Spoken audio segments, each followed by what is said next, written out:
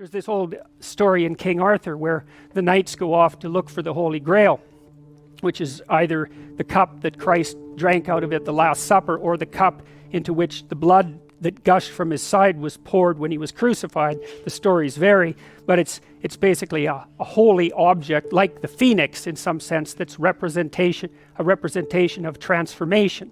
So it's an ideal, and so King Arthur's knights, who sit at a round table because they're all roughly equal, go off to find the most valuable thing, and where do you look for the most valuable thing when you don't know where it is? Well, each of the knights looks at the forest surrounding the castle and enters the forest at the point that looks darkest to him. And that's a good thing to understand, because the gateway to wisdom and the gateway to the development of personality, which is exactly the same thing, is precisely through the portal that you do not want to climb through. And the reason for that's actually quite technical. This is a Jungian presupposition too, is that, well, there's a bunch of things about you that are underdeveloped, and a lot of those things are because there's things you've avoided looking at because you don't want to look at them, and there's parts of you you've avoided developing because it's hard for you to develop those parts. And so it's by virtual necessity that what you need is where you don't want to look, because that's where you've kept it.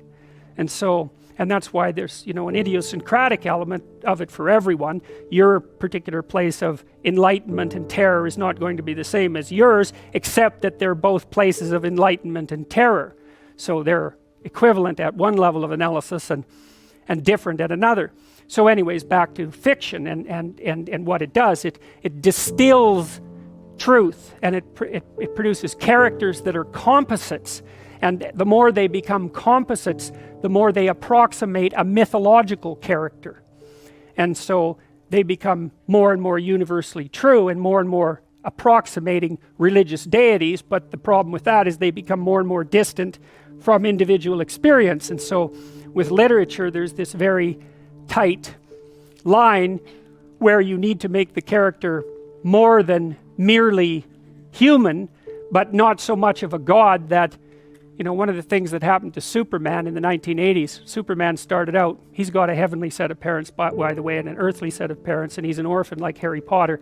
Very common theme is that when Superman first emerged, he could only jump over buildings, and maybe he could stop a locomotive, but by the time the 1980s rolled around, like, he could juggle planets and, swallow hydrogen bombs, and, he could do anything. Well, people stopped buying the Superman comics because how interesting is that? It's like something horrible happens and Superman deals with it.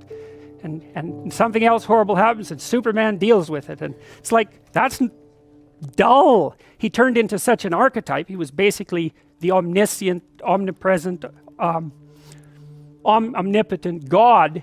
And that's no fun. It's like God wins, and then God wins again, and then again God wins, and so then they had to weaken him in different ways with kryptonite, so green kryptonite kind of made him sick, and red kryptonite, I think, kind of mutated him, if I remember correctly. And anyways, they had to introduce flaws into his character so that there could be some damn plot. And that's something to think about. There's a deep existential lesson in that your being is limited and flawed and fragile. You're like the genie, which is genius in the little tiny lamp, this immense potential, but constrained in this tiny little living space, as Robin Williams said when he played the genie in Aladdin. But the fact that you have limitations means that the plot of your life is the overcoming of those limitations, and that if you didn't have limitations, well, there wouldn't be a plot, and maybe there would be no life. And so that's part of the reason why perhaps you have to accept the fact that you're flawed and insufficient, and live with it and consider it a precondition for being. It's at least a reasonable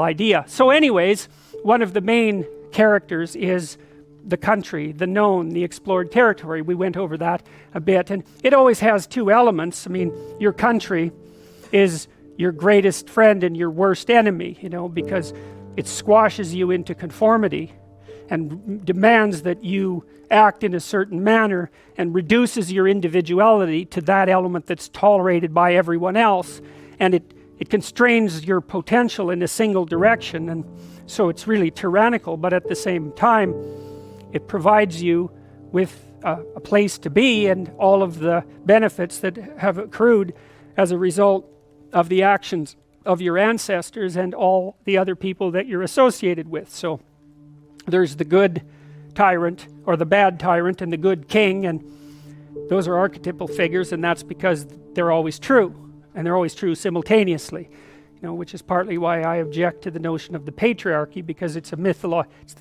it's the what do you call that? It's the apprehension of a mythological trope, which is that of the evil tyrant, without any appreciation for the fact that the archetype actually has two parts, and the other part is the wise king. And you can tell an evil tyrant story about culture, no problem, but it's one-sided, and that's very dangerous, because you don't want to forget all the good things that you have while you're criticizing all the ways that things are in error.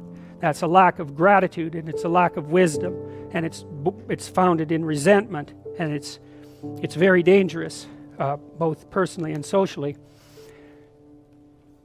I told you that Captain Hook is a tyrant because he's got this crocodile chasing him, and the crocodile has a clock in its stomach, and that's death. It's like, obviously, right? Tick, tick, tick, tick. And it's a crocodile, and it's under the water, and it's already got a taste of him, so he's being chased around by death, and that makes him terrified and resentful and cruel and bitter, and so he's a tyrant. And he wants to wreak havoc everywhere. And then Peter Pan, of course, looks at Captain Hook and thinks, why the hell should I grow up and to be a tyrant and sacrifice all the potential of childhood? And the answer to that is, the potential sacrifices itself if you don't utilize it as you mature, and you just end up a 40-year-old lost boy, which is a horrifying thing to behold. It's almost as if you're the corpse of a child, the living corpse of a child, because who the hell wants a 6-year-old, 40-year-old? You're a little on the stale side by that point, and not the world's happiest individual. So, your potential is going to disappear because you age anyways, and so you might as well shape that potential in a particular direction and at least become something, no matter how limited, rather than nothing. So, Peter Pan, that's a great story. It's a great mythological story. So let's talk about tyrants. Well, not only are they mythological figures, but they exist, and they tend to be deified. I mean, Stalin was, for all intents and purposes, God the Father in Soviet Russia, although he was pretty much only the worst elements of Old Testament God, who was, constantly smiting people and wiping out populations and doing all sorts of things that seemed to be quite nasty. But nonetheless, people worshipped him in many ways, and he's a representation of just exactly what goes wrong when things really go wrong, when people stop paying attention and when they all lie. Because one of the things that characterized the communist state was that no one ever got to say anything they actually believed, ever.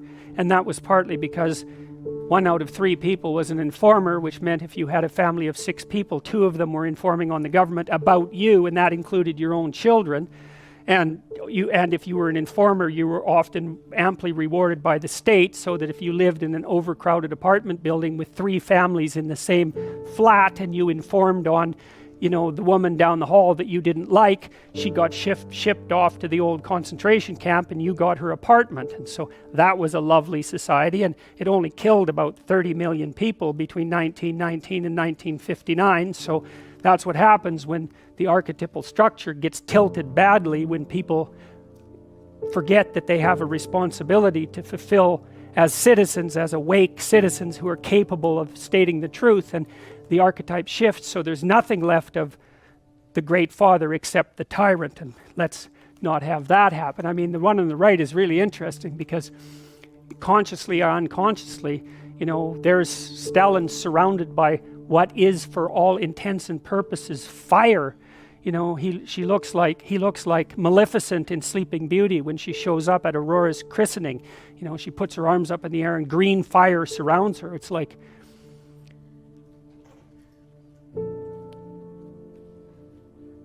he's surrounded by fire, and there's Lenin above him, who's like king of the fiery realm, and that's for sure. So, I mean, all the terrors that happened in the Soviet Union didn't start under Stalin. They started under Lenin, and Stalin was definitely Lenin's legitimate son, let's put it that way,